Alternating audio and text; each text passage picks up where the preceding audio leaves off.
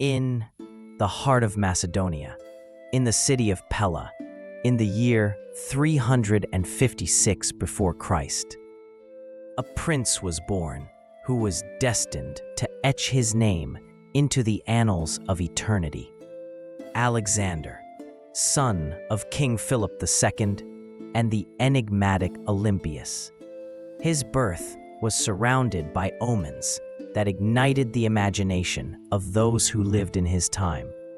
It was said that on the very night he came into the world, the temple of Artemis in Ephesus was consumed by fire, as if the gods themselves were announcing that an even greater flame had risen to set history ablaze. He grew up in an environment where the discipline of his father's military court blended with the mysticism of his mother, a woman of fierce spirit who raised him to believe that divine blood ran through his veins. From an early age, Alexander revealed himself to be restless, bold, and driven by a thirst for greatness that seemed far greater than the limits of his native land. It was under the guidance of one of the greatest minds of antiquity, Aristotle, that Alexander shaped his intellect. The philosopher not only taught him science, logic, and rhetoric, but also opened the doors of Greek literature and philosophy, instilling in him the idea that the pursuit of knowledge was a path to immortality itself. Alexander came to admire Homer, carrying with him a copy of the Iliad as though it were a manual for his own life. The influence of Aristotle forged within him the belief that true glory was not achieved solely by the sword, but also by the mind, and that ruling meant uniting strength and wisdom in equal measure. At the same time, his military training hardened him, preparing him for a destiny in which thought and combat would be inseparable. When destiny arrived, it came in the form of both tragedy and intrigue. In the year 336 before Christ, Philip II was struck down during a wedding celebration, leaving the young Alexander only 20 years old before the throne of Macedonia. The kingdom, still fragile and unstable, seemed too delicate to endure under so young a ruler. Many believed that the alliances forged by Philip would unravel and that internal and external enemies would strike quickly to crush the heir before he could secure his place. But Alexander revealed himself to be cold, calculating, and relentless. In a short time, he silenced opposition, consolidated his power, and made it clear that he would not serve as a puppet for generals or nobles. One of the earliest demonstrations of his determination soon shook the Greek world. Certain city-states, believing the new king too inexperienced, dared to rebel. The proud city of Thebes, confident in its tradition, rose against Macedon. Alexander answered with unyielding fury. He marched with his armies and brought Thebes down in a devastating display, reducing the city to ruins so that all would understand the price of defiance. The severity of this act spread fear across Greece, but at the same time, it solidified his authority. Athens, Sparta, and other cities quickly realized that the youth of their new king did not mean weakness, but an unstoppable fire poised to spread beyond all borders. In that moment, Alexander ceased to be merely an heir. He became the absolute ruler of Macedonia, commander of Greece, and a figure beginning to carve his path into legend.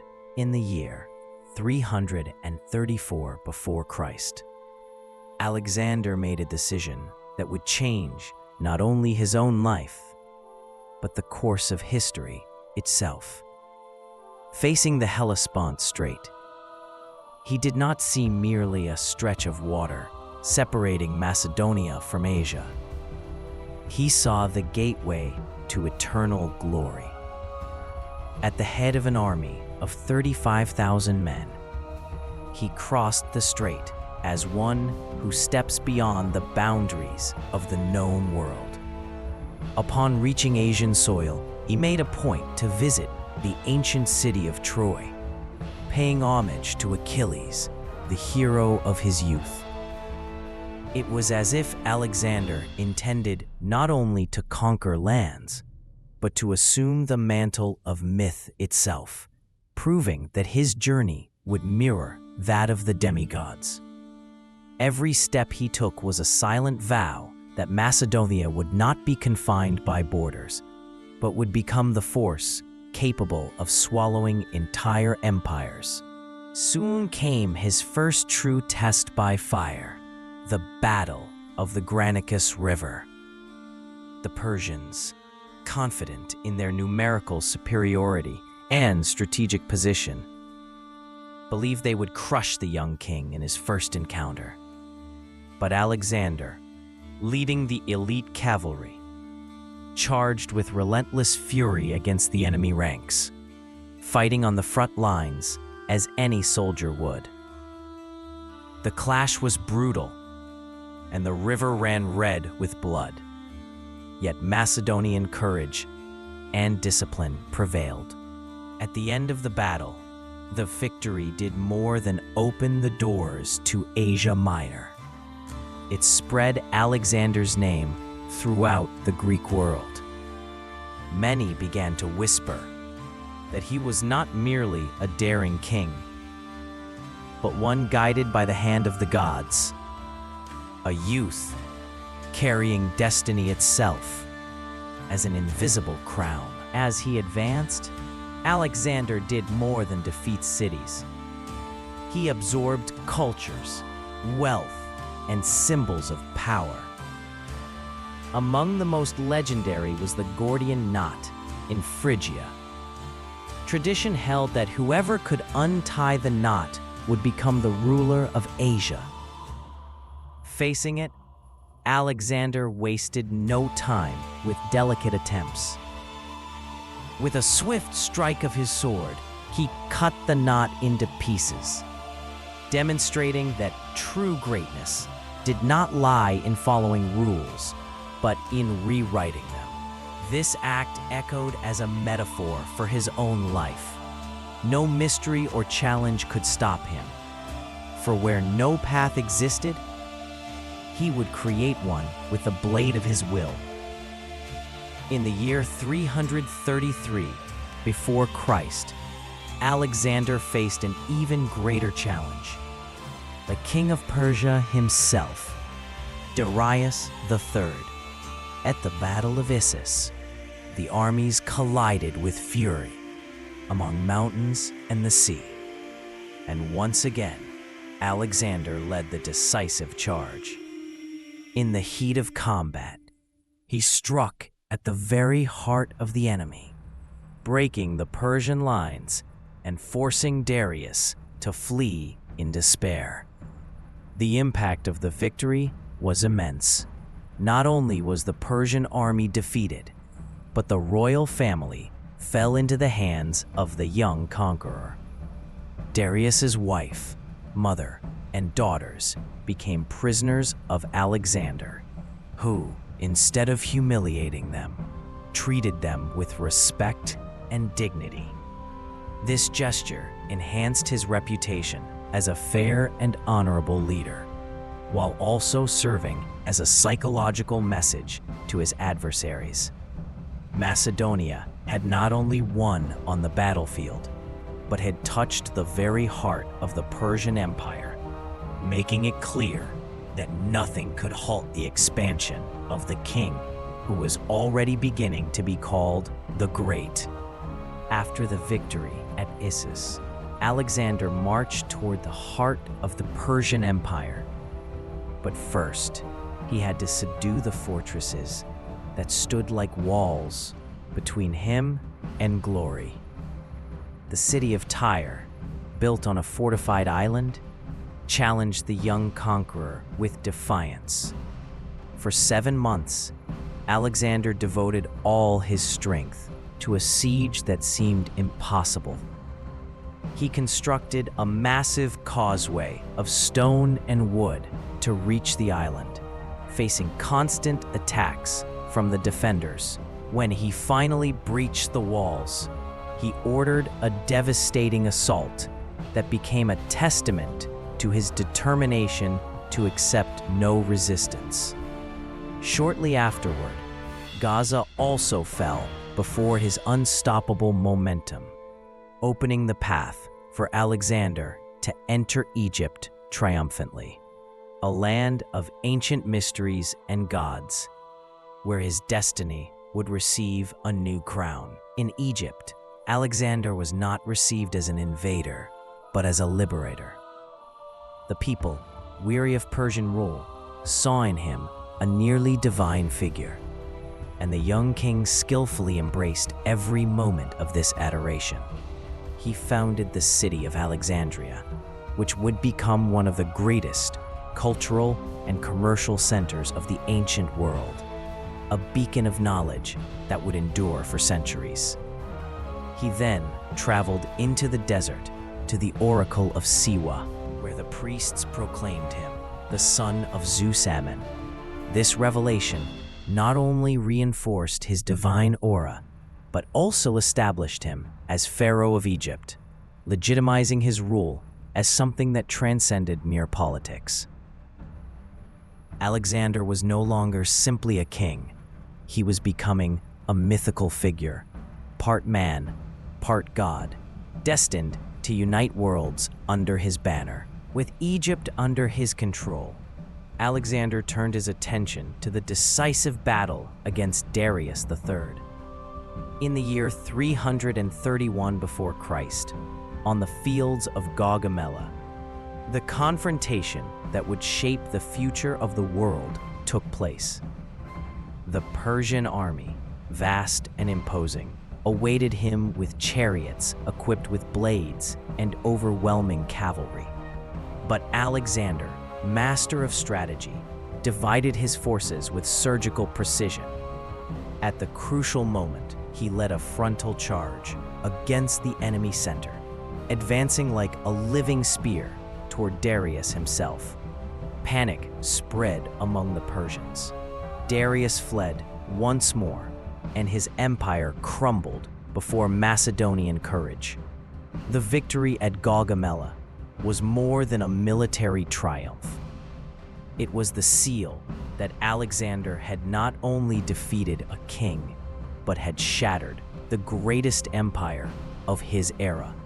After Gaugamela, Alexander marched as the absolute ruler of Asia.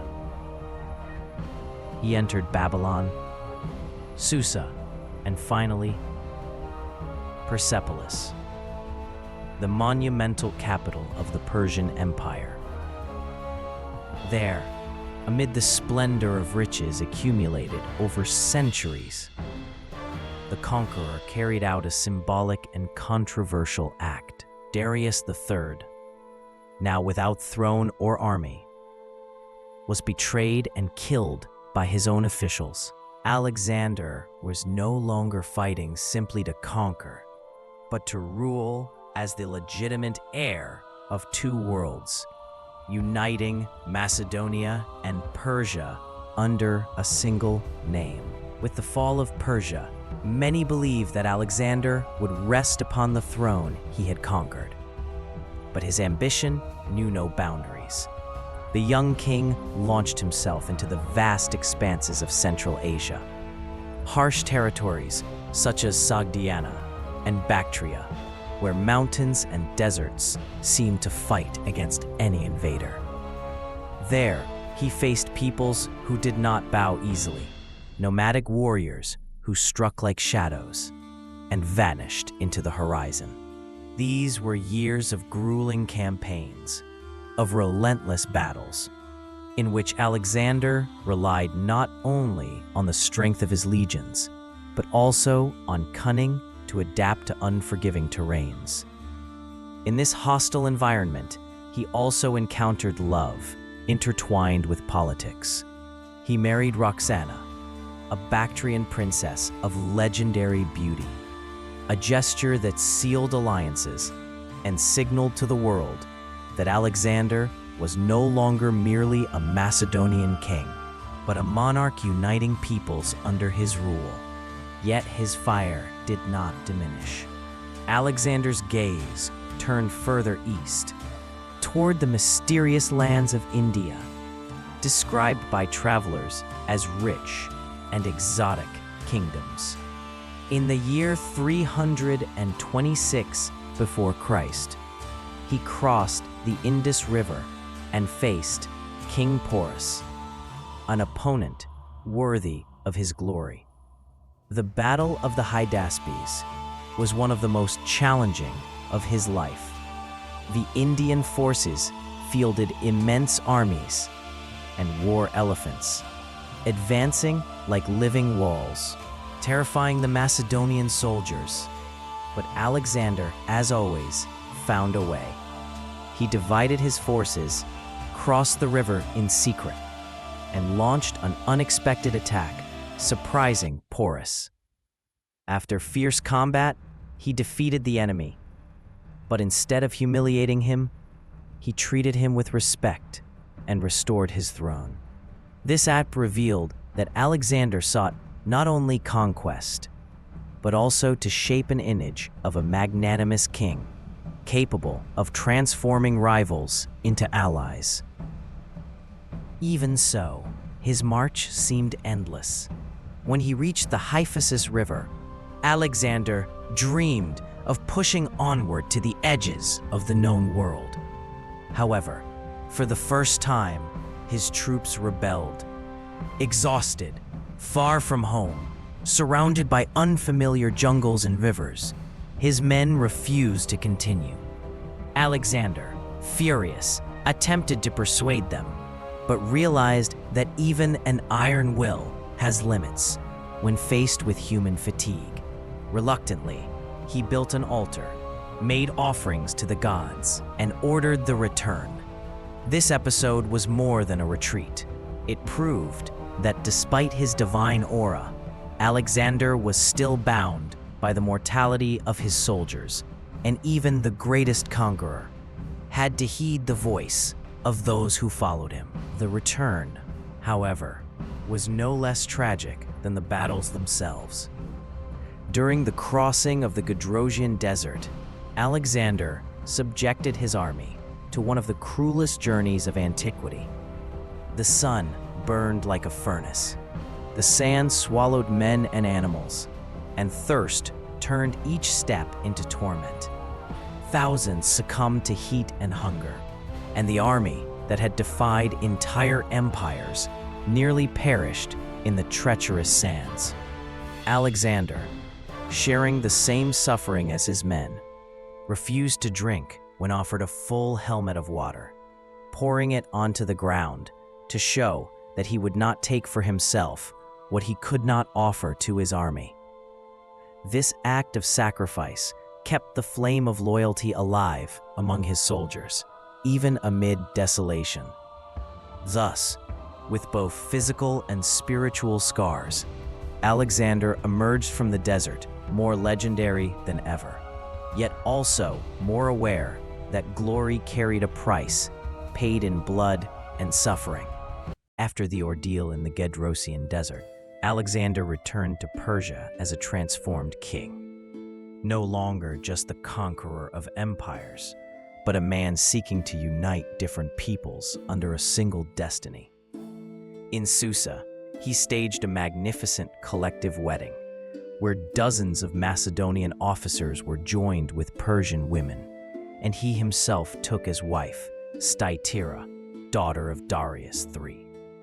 This ceremony was no mere whim, but a symbol of his political vision, the fusion of East and West, the creation of a new world where Macedonians and Persians would not stand as enemies, but as companions of a shared empire. Yet many of his soldiers looked upon this integration with suspicion, fearing the loss of their own traditions. Still, Alexander pressed forward with the firm purpose of founding a dynasty that would transcend the boundaries of Greek culture. But even the king, who seemed invincible, could not escape life's unseen wounds. In 324 before Christ, he lost Hephaestion, his closest friend, battle companion, and perhaps the deepest bond he ever knew. The death of Hephaestion struck him like nothing before. Accounts describe Alexander consumed by grief, refusing food, and ordering funeral honors fit for a divine hero. He commissioned statues, built monuments, and even demanded that Hephaestion be worshipped as a god. The man who had never bowed before armies now bent under the weight of absence, as if even the greatest conquerors were subject to the pains of the heart. That loss left in him a shadow, an open wound that followed him until his final days. The following year, Alexander returned to Babylon, already planning new campaigns. His gaze turned toward Arabia, and perhaps even beyond, ever chasing horizons that seemed endless. But in June 323 BC, at only 32 years old, his journey was cut short. After a banquet, he suddenly fell ill.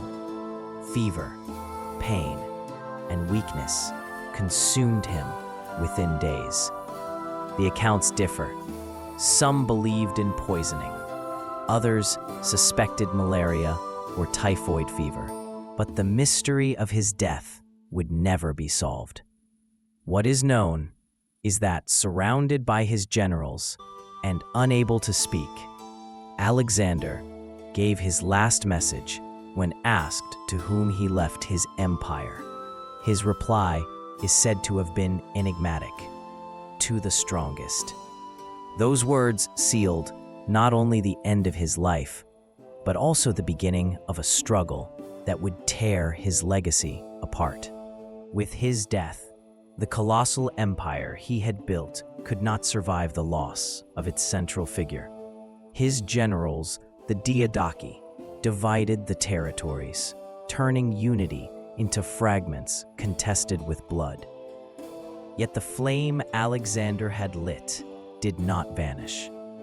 Hellenization, born of his conquests, spread Greek culture across vast regions, blending with local traditions to create a cultural mosaic that would shape civilization for centuries.